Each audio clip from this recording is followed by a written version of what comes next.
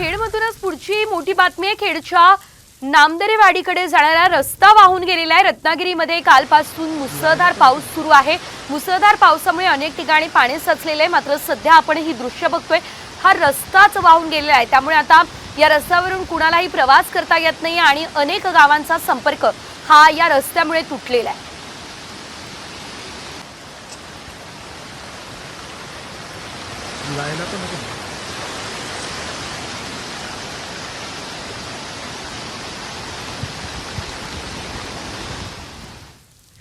तर रायगडमधल्या कुंडलिका नदीच्या पाणी पातळीमध्ये वाढ झालेली आहे। प्रशासनाकडून नागरिकांना सतर्कतेचा इशारा देण्यात आलाय। कुंडलिका नदीच्या जुन्या पुलावरून पाणी वाहून लागलेलं आहे आणि त्यामुळे खबरदारी म्हणून जुना पूल वाहतुकीसाठी बंद झालाय। तर रोहा ते अलिबाग वाहतूक सुद्धा विस्कळीत झाली आहे।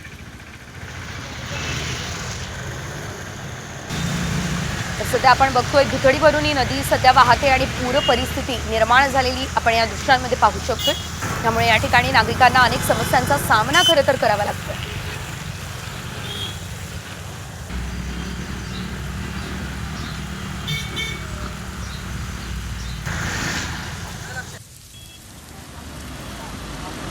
तर रायगडमधले दृश्य बघतोय, रायगडमध्ये देखील पावसाचा जोर कायम आहे। रायगडमधील 3 नद्यांच्या पाणी पातळीमध्ये वाढ झाली आहे। अंबा, कुंडलिका, पाताळगंगा यांनी इशारा पातळी ओलांडलेली आहे। नदीकाठच्या गावांना आता सतर्कतेचा इशारा देण्यात आलेला आहे, कारण नदी ओलांडण्यासाठी जो पूल वापरला जातो त्या पुलावरून देखील मोठ्या प्रमाणात पाणी वाहत आहे आणि त्यामुळे या नदीच्या दोन्ही बाजूला वाहनांची मोठी गर्दी झालेली आहे, मोठी वाहतूक कोंडी निर्माण झालेली आहे, कारण या पाण्यातून वाट काढणं अवघड झालेलं आहे।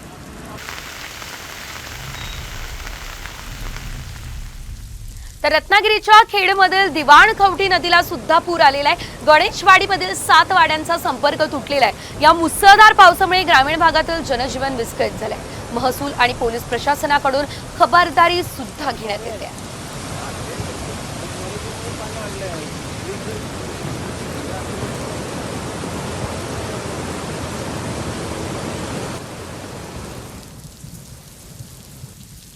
तर रत्नागिरी चिपळूणचा सवत्सडा धबधबा देखील प्रवाहित झालेला आहे। चिपळूणच्या मुसळधार पावसामुळे सवत्सड्याचं रौद्र रूप बघायला मिळालंय।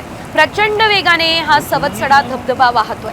मुंबई गोवा महामार्गावरील परशुराम घाटाच्या पायथ्याशी सवत्सडा हा धबधबा आहे आणि मोठ्या प्रवाहातून हा धबधबा सध्या वाहताना दिसतोय।